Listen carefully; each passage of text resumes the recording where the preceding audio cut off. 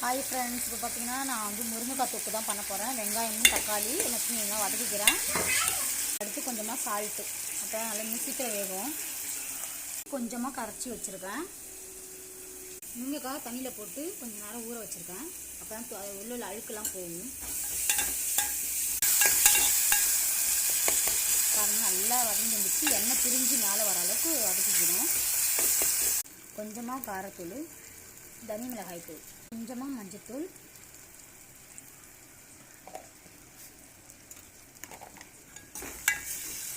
நல்லா வதக்கிக்கணும். 3 பல்லு பூண்டு எடுத்துருக்கேன். அதை நல்லா நைஸாக நசுக்கி போட்டுக்கலாம். இப்போ நம்ம இதில் போட்டுக்கலாம்.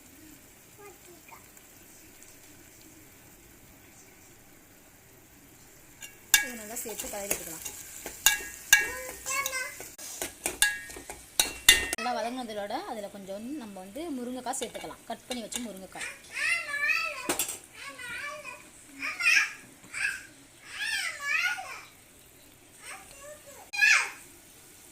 கொஞ்சம் சால்ட்டு, அதுலேயே கொஞ்சம் நேரம் வேகணும்.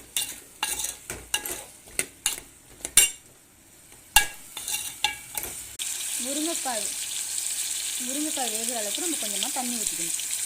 அப்போ நல்லா வெந்து வரும். அதுக்கப்புறம் நம்ம மசாலா தூள் போட்டுக்கலாம்.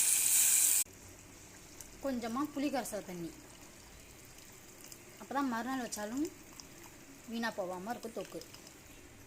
கொஞ்ச நேரம் நம்ம மூடிக்கலாம். நல்லா கொதிச்சிட்டு இருக்கு பாருங்கள். இப்போ அதில் மிளகாய் தூள் சேர்த்துக்கலாம். குழம்பு மிளகாய் தூள் வீட்டிலே அரைச்சது.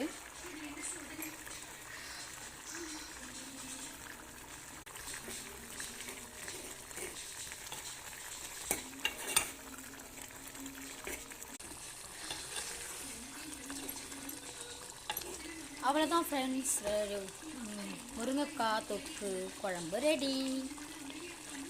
உங்கள் வீட்லேயும் இதுமாதிரி ட்ரை பண்ணி பாருங்கள். ஷேர் பண்ணுங்கள், கமெண்ட் பண்ணுங்கள், லைக் பண்ணுங்கள், சப்ஸ்கிரைப் பட்டனை அழுத்துங்க. ஓகே, பாய்.